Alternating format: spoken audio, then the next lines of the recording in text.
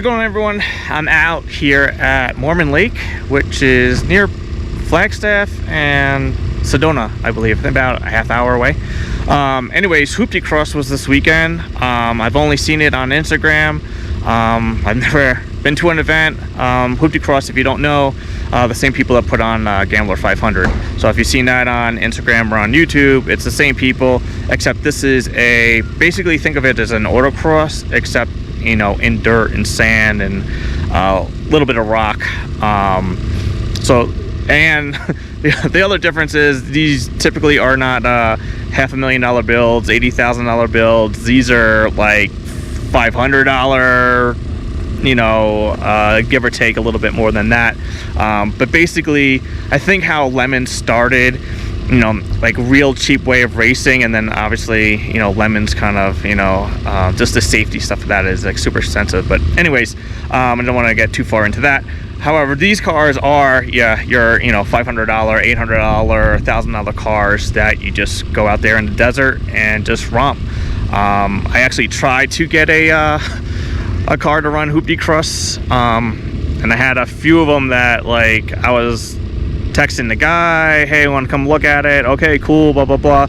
And hey man, sold. So I've had that happen at least twice within the last week. So yeah, so if there's like a running driving car for like $1,000, those things are gone in like less than an hour. So I didn't have a car to drive or to race, because I really wanted to do that, throw some GoPros on there and just kind of show you guys a different side of racing. And unfortunately, the GoPros that I wanted to put on some of the cars ended up breaking. Go figure. But they ended up breaking before I could throw some GoPros on there.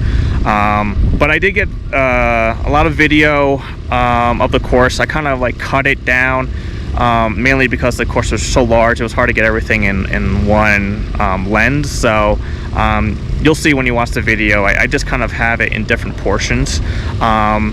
But yeah, I mean, these guys were going at it. Cars were breaking. A couple cars flipped over.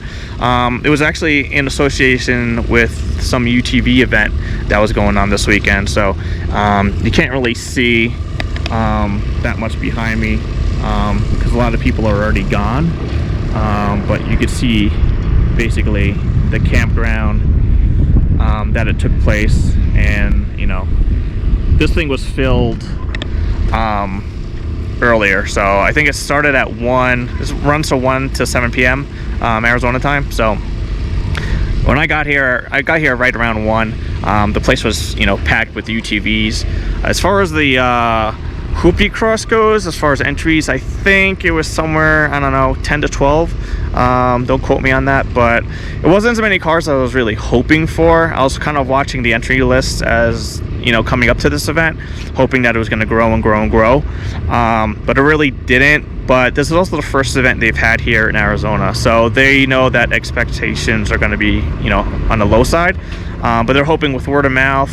I actually am going to give them some photography, because I was out there shooting some photography. So they already, you know, requested that I, you know, give them some photos of the event.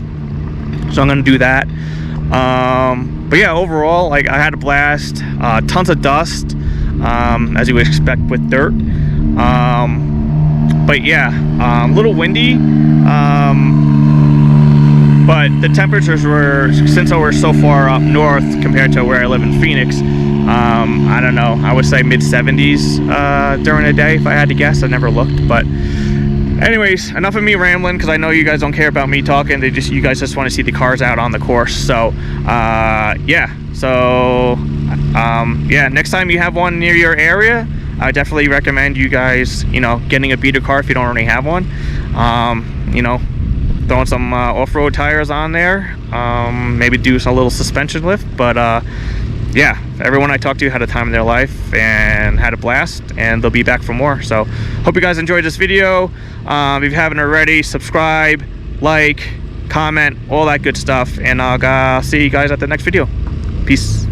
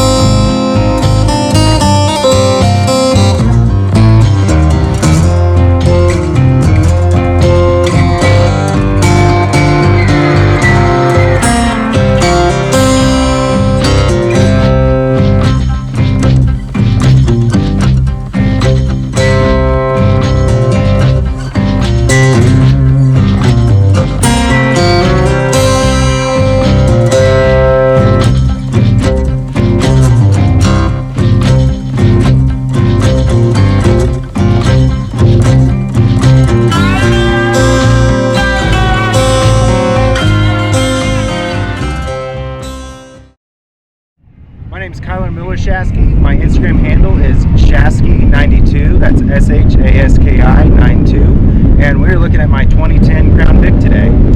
So obviously this car's not stock. What aftermarket, as far as suspension and shocks or anything else suspension-wise, have you done to this car? Okay. So the rear suspension was replaced with a 2001 Ford Expedition rear coil spring with F-150 shocks. The front lift kit is made out of a 2001 Ford Explorer rear strut. I replaced the Ford Explorer strut. The coil spring is the Crown Vic coil spring and top hat with a 1-inch spacer. Overall, it gives me about 4.5 inches of lift. On the rear, I'm running some 30-inch Interco Reptile tires. And then on the front, it's just a standard AT tire. I do have a tune from Martin Oaks on there that gives it pretty good power. And then I got a Spartan locker on the rear end to give me a better grip on the turns. So when it came to the suspension and swapping out, how did you go about knowing how to do that? Was that trial and error? Was that just forums? Or how did you know this would work? So luckily there's some really helpful Facebook groups, so I was able to rely on other people's trial and error and get some pointers. I changed a few things around, modified a few of the things, but yeah, there's a page called Off-Road Panthers on Facebook, Lifted and Off-Road Panthers. Really helpful people, great on helping you work through problems. A lot of them have been through the issues before, so that's where I did my research from. And so from the time you've done the swap till now, like, how has the car performed? Better than expected, not as well as expected? So once I put the lift on the car, actually steel handled pretty close to stock. I got a tune from a guy named Martin Oaks, Marty Tunes. It's the most popular tunes for Crown Vics and Mustangs, and that thing really brought the car to life. I did put a stock air box back on here, and I think that gives it a little bit cleaner air, a little bit cooler, sucking from behind the headlight, and that really brought the car to life. So it's performed better than I thought it ever would, especially being a 4,000-pound old police car. And what about gearing? Did you change gearing, stock gearing? Yep, so in the rear end, I went from, I think I had like a really high gearing. I dropped it down to 410s. I do wish I would have went to about a 455 gearing. Right now, as it sits, off-road, the speed's about, I can get up to still 110. And for this type of racing with Hooptie Cross, I don't need to be going that fast. I'd rather have the lower gearing. So going back, I wish I would have gone to 455s in the rear end. So I noticed that your plate is from Kansas, and I overheard you say that you're still on Kansas time. So is this the furthest you've driven to go to a Hooptie Cross or Gambler 500 event? So yep, I'm from Southwest Kansas. This was about a 12-hour drive for me. My furthest one was out at east of Bedford, Indiana, at Black Swan Lake. That was about a 15-hour drive for me. Hooptie Cross has about 26 races across the nation. Some are closer, some are further, but I love the races and getting out here and having fun. The people are great, so I don't mind a little bit of road time.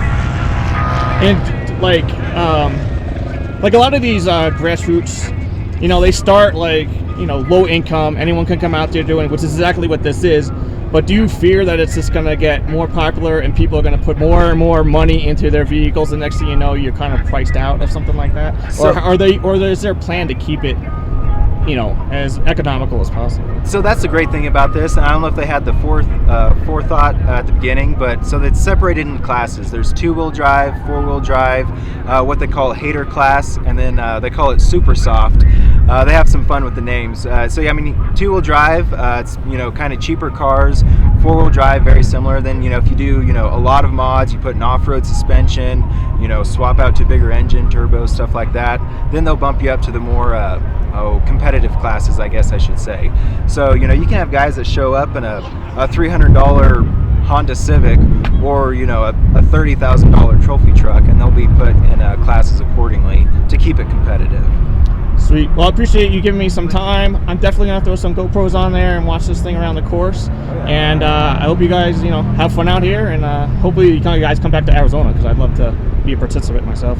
Oh yeah, no, it sounds like this is going to take off here, and we're looking forward to coming back next year, and it's just a good time. That's our point, is to come out here and have some cheap, affordable fun. Sweet. Well, thanks again. Oh yeah, thank you.